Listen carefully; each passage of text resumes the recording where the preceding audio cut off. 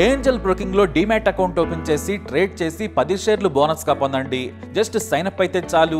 మీ phone number enter చేసి OTP enter చేయండి. ఆ తర్వాత పాన్ కార్డ్, ఆధార్ కార్డ్, అలాగే బ్యాంక్ స్టేట్మెంట్ కూడా అప్లోడ్ చేయండి. ఆ తర్వాత ఓ సెల్ఫీ, ఓ ఈ-సైన్ చేస్తే చాలు. మీ అకౌంట్ 24 గంటల్లో యాక్టివేట్ అయ్యాక మా నంబర్ కి యాక్టివేట్ అని వాట్సాప్ చేయాలి.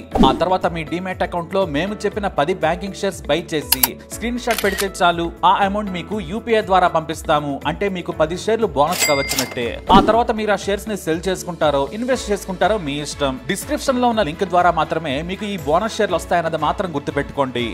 ఏ నాయకుడైనా సరే కెరీర్ మొదట్లో ఎన్నో ఆటుపోట్లు ఎదుర్కొంటారు. ఎవరో ఒకరు సాయం చేస్తే తప్ప రాజకీయాల్లో ఎదగలేరు.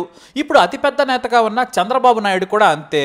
కాంగ్రెస్ పార్టీ ఆయన సస్పెండ్ చేస్తే ఏకంగా బిగ్ బి అమితాబ్ బచ్చన్ ఆయన రాజకీయ జీవితాన్ని కాపాడారు. ఇంకా చెప్పాలంటే చిన్న వయసులోనే వచ్చిన మంత్రి పదవిని కూడా కాపాడారు. ఈ విషయం చాలా తక్కువ మందికి తెలుసు.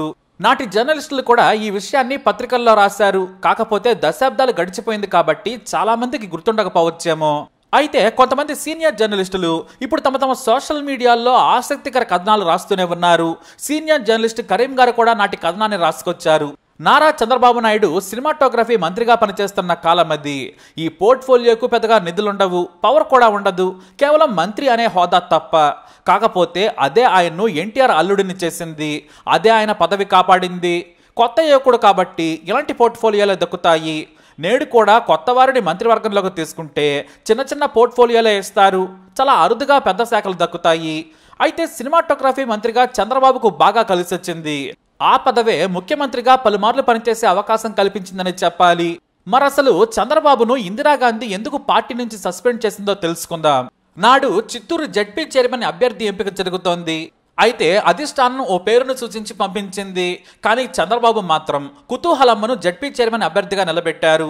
ఆమె నాడు చిన్నకొట్టిగల్లులో ప్రభుత్వ డాక్టర్గా పనిచేసేవారు.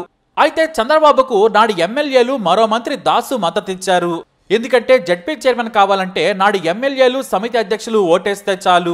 అందుకే తన పలుకుబడితో కుతూహలమ్మను నిలబెట్టారు చంద్రబాబు నాయుడు. ఒక్క ఓటు తేడాతో ఆమెను గెలిపించుకున్నారు. ఇది ఆయన రాజకీయ జీవితానికి అతిపెద్ద మలుపు. ఎందుకంటే నాడు జడ్పీ చైర్మన్ హోదా అంటే చాలా పవర్ ఉండేది. జిల్లాకు మంత్రి రేంజ్ హోదా అన్నమాట. దీంతో తన మనిషిని నిలబెట్టి గెలిపించుకొని సంబరాలు చేసుకున్నారు ఆయన. అయితే పార్టీ అధ్యక్షుడైన కోన ప్రభాకర్ రావుకి ఇది నచ్చలేదు. అంతేకాదు చిత్తూరులో పెద్ద నాయకుడైన నల్లారి అమర్నాథ్ రెడ్డికి కూడా ఇది రుచించలేదు. ఈయన మాజీ సీఎం కిరణ్ కుమార్ రెడ్డి తండ్రి. దీంతో తమకంటే పైకి ఎదుగుతున్నాడని సీరియస్ అయ్యారు వారు. ఆ వెంటనే మీరు పంపించిన పేరు కాకుండా తన సొంత తెలివితో చంద్రబాబు నాయుడు అలాగే మరో మంత్రి దాసు కుతూహలమ్మను గెలిపించారని ఫిర్యాదు చేశారు. దీంతో ఇందిరాగాంధీకి కోపం వచ్చింది. ఆమె దేన్నైనా క్షమిస్తారు కానీ తన మాట వినకపోతే మాత్రం వినరు. దీంతో మంత్రుల మీదే సస్పెన్షన్ వేటు వేశారు ఇందిరాగాంధీ. ఈ నిర్ణయం అప్పట్లో సంచలనం. దీంతో చంద్రబాబు నాయుడు బేలచెప్పులు చూశారు.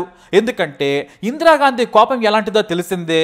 మరోవైపు నాయకుడిగా ఎదుగుతున్న సమయంలో కాంగ్రెస్ నుంచి సస్పెన్షన్ అంటే కెరీర్ ముగిసినట్టే. దీంతో మామ ఎన్టీఆర్ షాక్ అయ్యారు. తన అల్లుడు మంత్రి హోదాలో ఉన్నాడు, ఎదుగుతున్నాడని ఆయనకు సంబరపడ్డారు. అందుకే పిల్లనిచ్చి అల్లుడిని చేసుకున్నారు ఆయన. దీంతో తన పలుకుబడితో సీఎం అంజయ్యను సంప్రదించారు. కానీ అంజయ్య ఏమీ చేయలేని పరిస్థితి. ఎందుకంటే నిర్ణయం తీసుకుంది ఇందిరాగాంధీ. దీంతో మీరు మీ అల్లుడి మీద సస్పెన్షన్ ఎత్తేయాలంటే ఇందిరాగాంధీతోనే మాట్లాడాలి, లేదంటే ఢిల్లీలో ఎవరైనా పెద్ద నాయకులను కలవండని సలహా ఇచ్చారు అంజయ్య. రాజకీయాల్లోకి రాకముందు ఎన్టీఆర్ ఎప్పుడు కూడా పాలిటిక్స్ జోలికి వెళ్లలేదు. ఆయనకు ఏదో ముఖ పరిచయాలు తప్ప ఇలాంటి పనిచేసే వారెవరూ కూడా ఢిల్లీలో లేరు.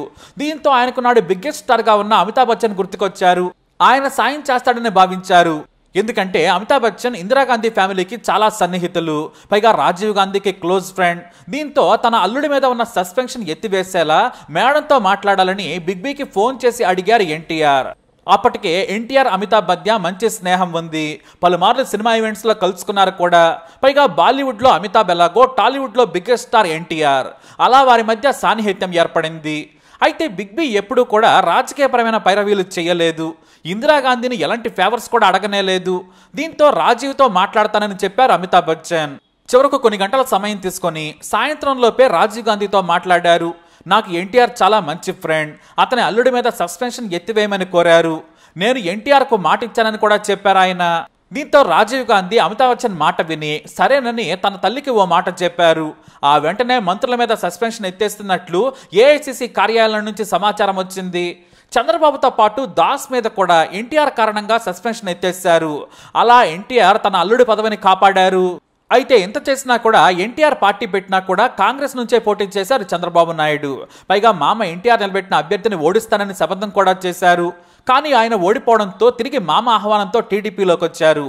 పార్టీలో కీలక పదవులను కట్టబెట్టారు. ఆ తర్వాత నాదెండ్ల భాస్కర్రావు వల్ల వచ్చిన సంక్షోభాన్ని చంద్రబాబు చాలా చాకచక్యంగా ముగించేలా చేసేశారు.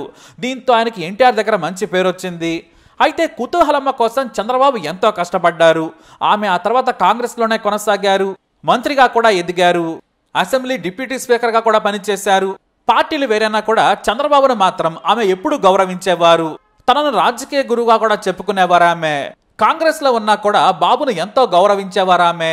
ఆ తర్వాత ఆమె టీడీపీలో జాయిన్ అయ్యారు. ఓసారి గెలిచారు. 2023లో చనిపోయిన తర్వాత ఆమె కొడుకు హరికృష్ణకు టికెట్ ఇచ్చారు చంద్రబాబు నాయుడు. కానీ 2019లో ఓడిపోయారు.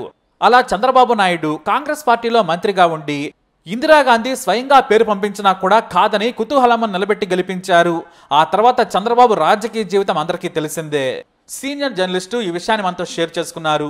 మరి ఈ విషయంపై మీరేమంటారు? మీ అభిప్రాయాన్ని కమెంట్ ద్వారా తెలియజేయండి. ఈ వీడియో అప్డేట్స్ కోసం మై ఛానల్ ఫాలో అవ్వండి. అలాగే తప్పకుండా సబ్స్క్రైబ్ చేసుకోండి.